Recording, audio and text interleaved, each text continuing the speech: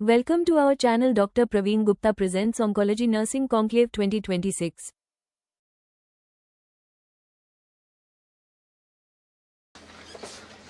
So basically I have designed a talk which is based on कि हमारे यहाँ पे जो whatever latest advances are happening, we know that in gynae oncology, am I audible without mic also? Yeah. No, ma'am. Sir, I am very much audible. My OT staff can tell me. So basically, gynae oncology per se stands true for any oncology. We have latest advances. We have laparoscopy and robotics coming in a big way. So what a nursing assistant should know when you kind of assist or when you're in OT with these latest advancements. Because abhi jo latest advancements ho rahe hain, so what all basics you should know. So that is what my talk is going to be about, right?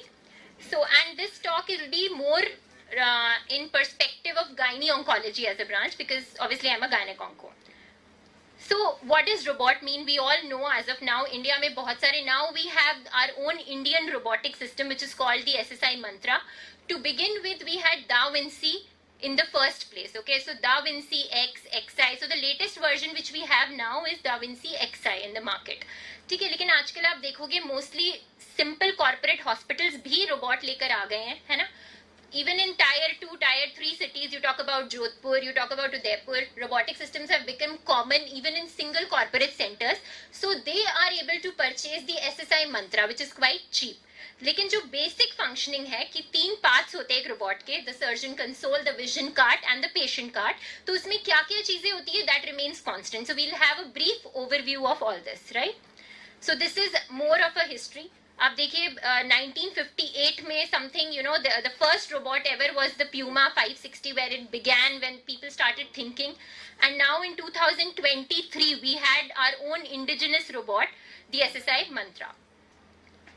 So this is the graph, and if you see in the market, the first robotic surgery ever was done in urology, and then after urology, gynecology and gynec oncology obviously has taken up a leap in doing robotic surgeries. So basically जो pelvic surgeries होती हैं जहाँ पे access is difficult, robotics has made it much easier.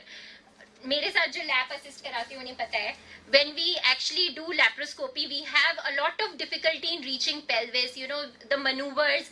What is there in robot which makes it so much easy, so much simpler to do? क्योंकि उसके अंदर wrist like movements होते हैं, इसे हम बोलते हैं jockey stick. So wrist like movements मतलब there are 7 degree of movements which are there. Robot पे बैठ के, one is that you are having a sitting console. You can, it is quite relaxing for the surgeon himself. Unlike laparoscopic surgeries where you have to stand for hours and hours altogether. And it is also very good for our laparoscopic assistants also, for nursing assistants also, because they can absolutely sit and relax and then help the surgery, right? So why we moved from open to minimal access? So minimal access surgery basically involves 3 parameters, है ना? Single hole keyhole surgery. उसमें भी we have a single port surgery which is not very common in India as per se, but we have 2 other things. One is laparoscopy and the other is robotics, right? So what were the problems with open surgery that we want to do minimal invasive for our patients?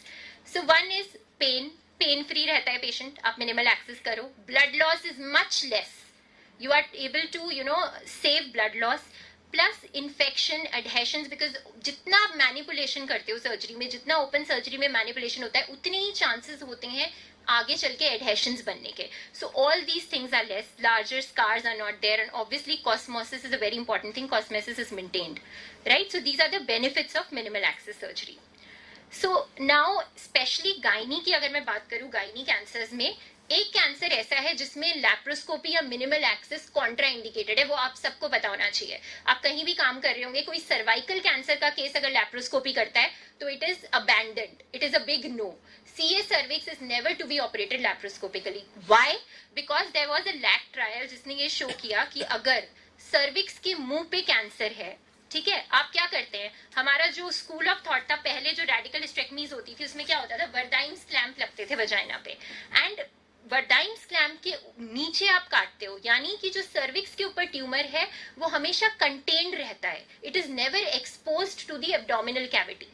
धीरे धीरे जो lab की practice हो रही थी उसमें लोगों ने मैनिपुलेट धीरे धीरे जो लैप्रोस्कोपी की प्रैक्टिस हो रही थी उसमें क्या होने लगा, they forgot this principle and there was exposure of tumour into the abdominal cavity.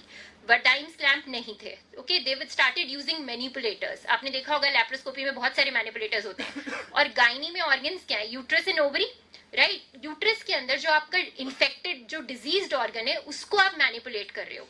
सारी सेल्स CO2 की वजह से, that is what the theory they put in, वो पूरे एब्डोमेन में स्प्रेड हो जाती है.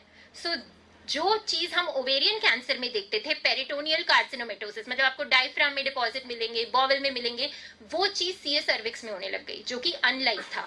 सर्वाइकल कैंसर में जो रेकरेंसेस होते हैं वो जनरली लिम्फ नोड में रेकरेंसेस इस या फिर अदर प्लेसेस में रेकरेंसेस, लेकिन पेरिटोनियल रेकरेंसेस कभी नहीं होते थे. पेरिटोनियल मेलिग्नेंसी, जैसे ओवेरियन कैंसर एक पेरिटोनियल मेलिग्नेंसीज है, पेरिटोनियल मेलिग्नेंसी के लिए हम हाईपेक करते हैं. लेकिन क्या आपने कभी सुना है हाईपेक सर्वाइकल कैंसर के लिए? नहीं. बट सर्वाइकल कैंसर में पेरिटोनियल कार्सिनोमेटोसिस होने लग गया. तो एक लेसन आप लोग यहाँ से लेके जाओ कि कोई सीए सर्विक्स अगर आप देखते हो, it is never to be operated laparoscopically. और सर्वाइकल कैंसर फीमेल्स में होने वाला सबसे कॉमन कैंसर है, ये आपको पता है. तो कोई आपका रिलेटिव भी हो, उसको सीए सर्विक्स हो, एक चीज पता है हमें कि लैप्रोस्कोपी नहीं करवानी है, राइट, या रोबोटिक्स नहीं करवानी है. सो रोबोटिक्स और लैप्रोस्कोपी का फिर रोल है कहाँ पे गायनी में? सो गायनी के अंदर सबसे ज्यादा स्टैंडर्ड ऑफ केयर, गोल्डन जिसे कहते हैं ना, गोल्ड स्टैंडर्ड सर्जरी है एंडोमेट्रियल कैंसर के लिए. So endometrial cancer has to be operated laparoscopically और robotic, because we have seen, अब तो हमारा like our institute will also bring in and then we will start ICG and sentinel lymph node mapping in minimal access surgery, जो हम अभी comprehensive lymph node dissection करते हैं, जिसके हाँ बहुत सारे नुकसान भी होते हैं, जैसे लिम्फेडीमा और ये सब. तो ये सब हम बिल्कुल मिनिमाइज कर सकते हैं सेंटिनल नोड के साथ. और सेंटिनल नोड कब आएगा? जब मिनिमल एक्सेस में हमारे पास ICG आने लग जाए, रोबोटिक्स. तो जो दा विंसी सिस्टम है उसके अंदर एक बहुत ही अच्छा फायरफ्लाई टेक्नोलॉजी है. Firefly technology helps to illuminate वो वाले lymph nodes which are actually involve. तो पेशेंट को वो बहुत सारे लिम्फ नोड्स निकालने का दिक्कत वो नहीं सहन करना पड़ता है. That is why endometrial cancer is one which is a for which robotics or minimal access surgery is gold standard, right? तो अभी एडवांटेजेस क्या है, क्यों हमें रोबोट लेना चाहिए या क्यों मिनिमल एक्सेस सर्जरी की तरफ जाना चाहिए? First thing is ergonomics. Ergonomics होता है कि surgeon and patient, when a surgeon, how comfortable a surgeon or the nursing assistant is, because it's a team work. कोई भी surgery is not alone by a surgeon, never. It is your team which works. That is why you have to develop a team, और वो team ergonomics में help करता है. There is comfort for everyone. You can perform long surgeries, 9, 10 hour surgeries, क्योंकि आपको पता है oncology surgeries are always long standing surgeries mostly. So you can एकदम very with lot of precision, fiber by fiber dissection, everything it helps you, because there is 7 wrist movement, 3D vision which is absolutely beautiful. Robotic console में 7 degree freedom, faster learning curve. Mind you, जब laparoscopy होता था, laparoscopy had a very steep learning curve. Laparoscopy को learn करने के लिए मुझे याद है when I finished my PG, उसके बाद I was nearly practicing for 6 long years. We were assisting, we kept on assisting laparoscopy, और मुझे हमेशा लगता था कि it's going to be very difficult, बहुत difficult है. But today we are doing it in oncology also. So it takes a long learning curve to become a lap surgeon. Obviously, definitely, जो एक laparoscopic surgeon है, he can very well get acquainted. जो laparoscopic assistants हैं, वो भी बहुत जल्दी robotic पे switch over कर सकते हैं, because robot is much more easier. It provides you more facilities than laparoscopy. Laparoscopy में आपका 7 degree wrist movement नहीं होता है. Robot में आपका बिल्कुल वैसे ही movement होता है जैसे आप अपना hand move कर रहे हो, like in open surgery. Plus dual console की फैसिलिटी भी है. सपोज लेट अस से आपको 2 सर्जन्स की जरूरत है, कोई बड़ी सर्जरी चल रही है, तो हमारे पास ऐसे रोबोट्स भी हैं जहां पे 2 सर्जन्स साथ में बैठ के they can operate, right. Apart from that, digital networking, that means telemedicine. मतलब यहाँ पे कोई स्विट्जरलैंड या आप let's say MD Anderson cancer centre पे कोई सर्जन है, he can perform a surgery for a patient in Delhi by using a robot, because robot जो वहां पे वो कंसोल में करेंगे वो सीधा सर्जरी पेशेंट पे यहाँ पे होगी. सो एडवांसेस इतने आ गए हैं. So that is why we need a robot. Plus I already told you the benefit of fluorescence है ना. ICG आ गया है रोबोट में, smaller incisions, lower conversion rates, less blood loss and obviously shorter hospital से. आप हमेशा देखेंगे मिनिमल एक्सेस सर्जरी वाले पेशेंट 2 से 3 दिन में पेशेंट डिस्चार्ज हो जाता है. सारी अपनी रूटीन एक्टिविटीज को स्टार्ट कर देता है. So this is the advantage. So अभी बहुत सारे सिस्टम्स आ गए हैं. मेट्रॉनिक का ह्यूगो रोबोटिक सिस्टम भी लॉन्च हो गया है. So we have lot of robotic system, but yes the oldest and the most versatile one has been the da Vinci. So this is the da Vinci system. इसके 3 components होते हैं, ठीक है. जो लेटेस्ट एक्सा आया है उसमें एक 4th आर्म एक्स्ट्रा आ गया है ना, जो ये आप देख रहे हो पेशेंट साइड कार्ड्स.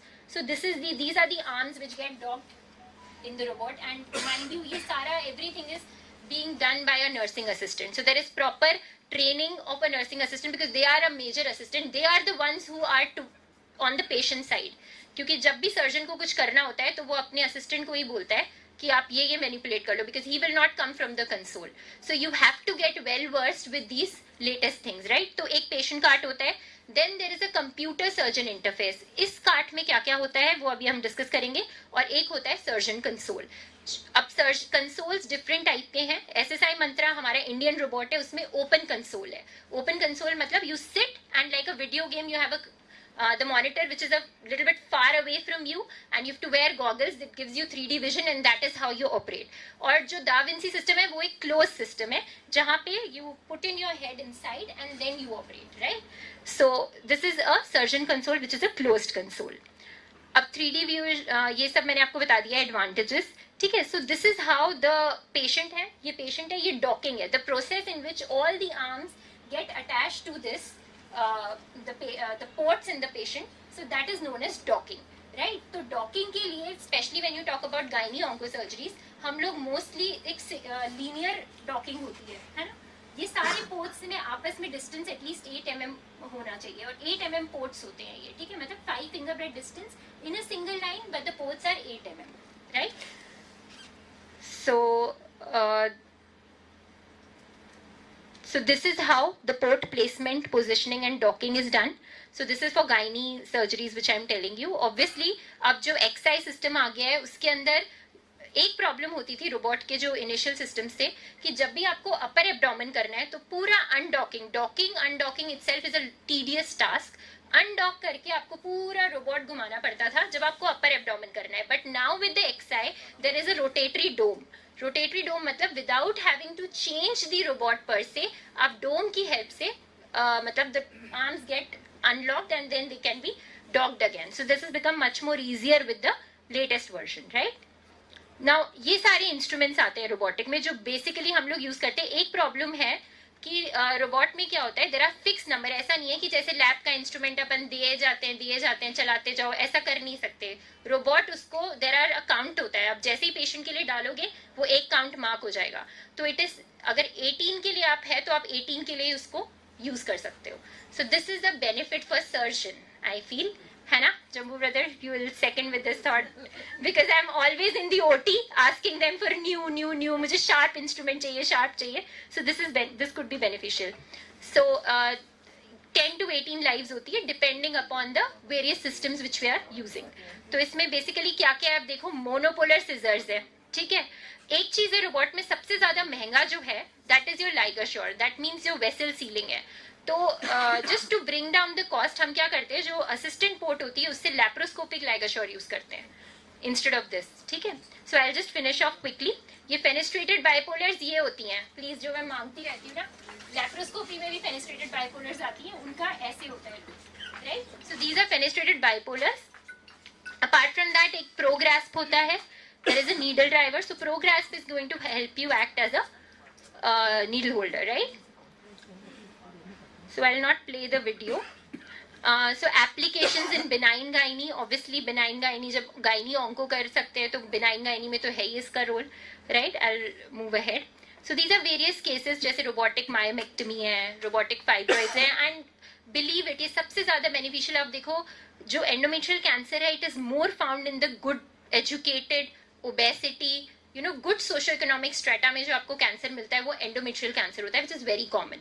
जब से मैं यहाँ आई हूँ मोस्टली जो केसेस हैं वो एंडोमेट्रियल कैंसर के ही ज्यादा मिलते हैं हमें. सर्वाइकल कैंसर तो नो डाउट कॉमन है, बट फिर भी it is more of a disease of a lower socio economic status mostly. But जैसे ओबीस पेशेंट्स जो होते हैं उनमें रोबोटिक्स का, मिनिमल एक्सेस का बहुत अच्छा रोल है. ठीक है, क्योंकि जितना बड़ा इंसिजन, जितना मोटा पेशेंट, उतनी ज्यादा स्कार रिलेटेड प्रॉब्लम्स, उतना ही ज्यादा एम्बुलेटरी होने में difficulty. So all these add up to the disease itself, right? So there are many applications. I'll not go into these studies, but जितना deep pelvis है, जो भी आपको करना है, exenterations, you go to pelvic floor, all pelvic floor surgeries के लिए it is a boon.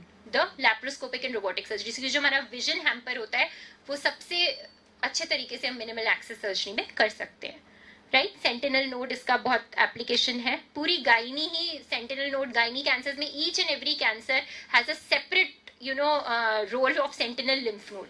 सो सबके लिए, मतलब अभी तो हमारे पास sentinel lymph node facility minimal access में यहाँ पे नहीं है, but it is the growing area which we have to look after. Upper abdomen आप डायफ्रामेटिक रिसेक्शन करो, आप whatever liver wedge resection, splenectomies, everything is possible with a very good 3D vision. ठीक है. ओवेरियन कैंसर में you have to be very thoughtful. There are strict criterias जिसमें हम, कौन से ऐसे ओवेरियन कैंसर्स होते हैं जिसमें हम लैप्रोस्कोपी और रोबोटिक्स करते हैं. So I always follow that criteria कि जो उस क्राइटेरिया में पेशेंट फिट होता है आफ्टर कीमो, सिर्फ उन्हीं पेशेंट्स के लिए हम ओवेरियन कैंसर के अंदर मिनिमल एक्सेस करते हैं, right? So there are some criteria. I'll not go into the science, but yes, the message is कि कौन से patients हैं जिनके लिए it is beneficial. Obviously multiple surgeries हो रखी है किसी patient की. Onco patients are always, the pelvis is the most thing. जितनी ज्यादा surgeries होगी, आपको पता है पूरे adhesions होते हैं, तो उन सब में navigate करने के लिए robotic is a very nice platform. ठीक है. Plus जिनको ट्रेडलिनबर्ग पोजीशन की टॉलरेबिलिटी कम होती है, लाइक सीओपीडी पेशेंट्स, हार्ट जिनका कॉम्प्रोमाइज है, लैब में हमें बहुत ज्यादा स्टीप फ्लो चाहिए होता है, रोबोटिक में उतना जरूरत नहीं है. So it is more beneficial for these. ठीक है. Post operative morbidity, elderly patients, obese patients, everything. आप देखो जो मेडिसिन चार्ट होता है ना, मिनिमल एक्सेस सर्जरी के पेशेंट्स का मेडिसिन चार्ट ही बहुत छोटा होता है, क्योंकि वो जल्दी डिस्चार्ज हो जाते हैं ना, उन्हें इतनी ज्यादा प्रॉब्लम्स होती है कि हम उन्हें इतनी सारी मेडिसिन दें, right? So this is the benefit, and I'll not play these videos, right? तो अब अच्छी बातें तो सारी कर ली. What is the problem with robot? Tactile feedback. But what I feel is जब कोई surgeon you keep on practicing these surgeries, तो tactile feedback आपको पता लगने लग जाता है. It is just with the number of surgeries, this is something which you can compensate for, right? The tactile feedback मतलब आपको जो हाथों से टच करके ये लिम्फ नोड है, ये वेसल है, या ये डिपॉजिट है, वो वाली फीलिंग आपको इंस्ट्रूमेंट से नहीं आएगी. But over time when you keep using these instruments, when you keep doing lap और when you keep doing robotics, आपको मिल जाता है. मेंटेनेंस कॉस्ट, ये सब it is not for us but for the management, या ऑब्वियसली. तो ये है learning curve. Definitely who is a laparoscopic surgeon can easily switch over. Docking time एक होता है, but then it's all about expertise. आप धीरे धीरे धीरे एक्सपर्टीज डेवलप करते हो. All these times they keep on reducing. ठीक है. So thank you. I hope I have conveyed a brief message. Thanks for attention. For more educational content, subscribe the channel.